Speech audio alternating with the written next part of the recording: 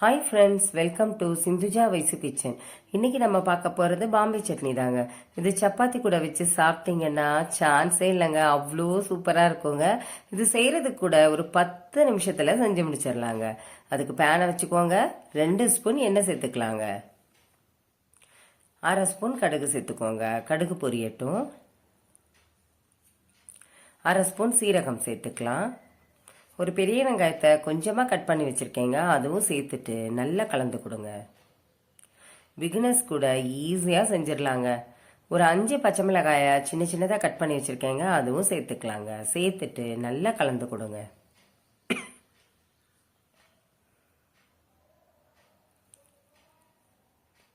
இப்போ இது கூடவே 2 வரமிளகாயை சேர்த்துக்கிறேங்க, அதுவும் ஒரு தடவை கலந்து கொடுங்க. இப்போ இது கூடவே 3 தக்காளியை கட் பண்ணி வச்சுருக்கீங்க. தக்காளி எல்லாம் சாஃப்டாகணும் இல்லையா, நல்லா கலந்து கொடுங்க. தக்காளியெல்லாம் இதை போல் வந்தவொடனே இப்போ கொஞ்சமாக கருவேப்பிலை இலைகளை சேர்த்துக்கலாம், அதுவும் ஒரு தடவை கலந்து கொடுங்க.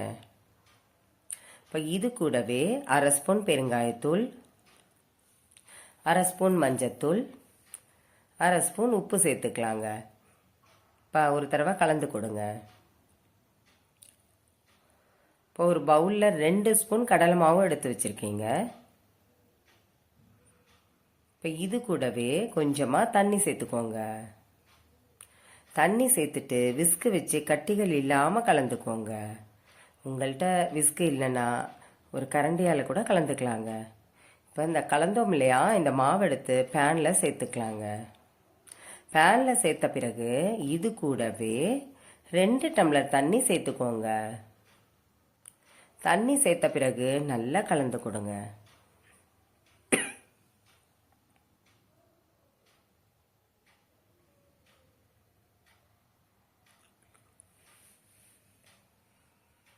இப்போ ஒரு 5 நிமிஷம் கொதிக்கட்டுங்க. பாருங்க, சூப்பராக கொதிக்க ஆரம்பிச்சிருச்சு. இந்த நேரத்தில் 2 கைப்பிடி கொத்தமல்லி இலைகளை அப்படி தூவி விடுங்க. இப்போ ஒரு தடவை கலந்து விட்டுருங்க. கம கமன்னு வாசனையாக அவ்வளோ சூப்பராக இருக்குங்க. அவ்வளோதாங்க, ஸ்டவ்வை ஆஃப் பண்ணிவிட்டு ஒரு பவுலில் மாற்றிக்கலாங்க. பாம்பே சட்னி ரெடி ஆயிடுச்சுங்க. இது சப்பாத்தி கூட வச்சு சாப்பிட்டீங்கன்னா சான்ஸே இல்லைங்க, அவ்வளோ சூப்பராக இருக்குங்க. நீங்களும் இதை போல் ட்ரை பண்ணி பாருங்கள். உங்களுக்கு இந்த வீடியோ பிடிச்சிருந்துச்சுன்னா சப்ஸ்கிரைப் பண்ணுங்கள், பக்கத்தில் உள்ள பெல் பட்டனை கிளிக் பண்ணுங்கள். Okay, thank you.